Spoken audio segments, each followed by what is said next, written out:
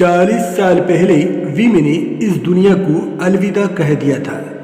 विमी उन हीरोइनों में से एक थी जिन्होंने 60 और 70 के दशक में फिल्मी पर्दे पर राज किया। उनकी खूबसूरती और अदाओं का हर कोई दीवाना था। अप्सराओं जैसी खूबसूरती थी विमी की, लेकिन उनकी जिंदगी बड़ी ही दर्द भरी रही। फिल्मों में आने से पहले ही विमी शादीशुदा थी, लेकिन उससे उनके फिल्मी कैरियर पर कोई फर्क नहीं पड़ा।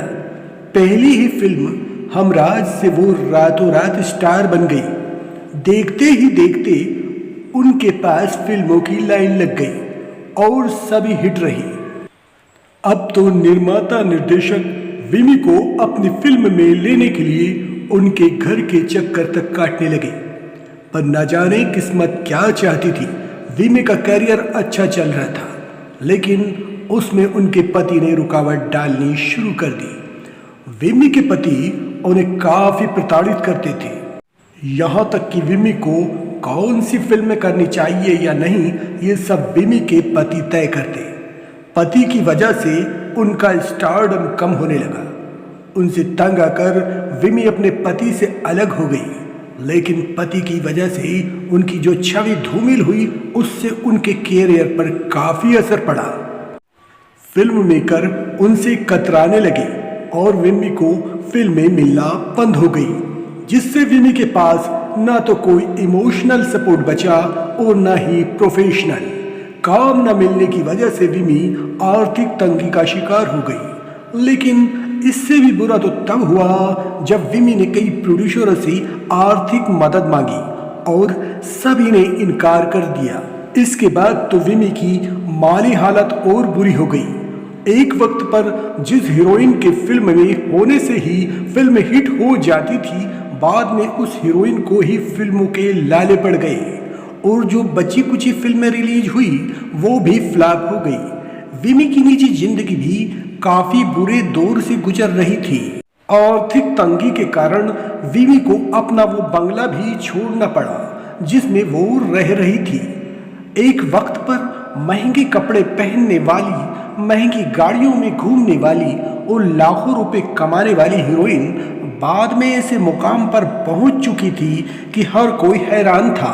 विमी इस कदर गुमनामी में चली गई थी कि कोई उनकी खोज खबर लेने वाला नहीं था। खबरें ये भी रही कि जॉली विमी को काम दिलाने के नाम पर दूसरे प्रोड्यूसर्स के साथ सोने पर मजबूर करता था।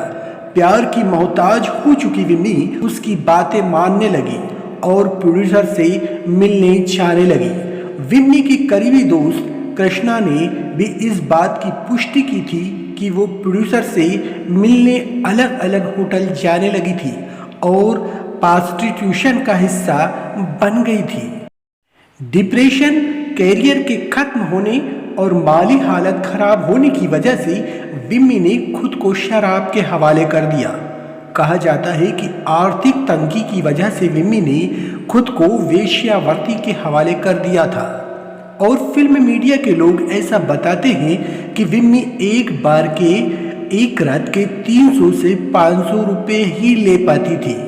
उससे उनका बचा कैरियर भी बर्बाद हो गया। आखिर एक दिन ये हीरोइन इस दुनिया को छोड़कर चली गई। कहा जाता है कि आखिरी दिनों में उनके पास इतने पैसे भी नहीं थे कि उनकी शव यात्रा निकाली जाए और उनकी लाश को एक ठेले पर डालकर ले जाना पड़ा। उनकी अंतिम यात्रा में बस 4-5 लोग ही थे। तो ये थी कहानी विमी की, जिसे हर्ष से फर्श पर पहुंचाने में किस्मत ने ऐसा छल किया कि आज भी विमी की कहानी सुनकर रोंगटे खड़े हो जाते हैं। धन्यवाद।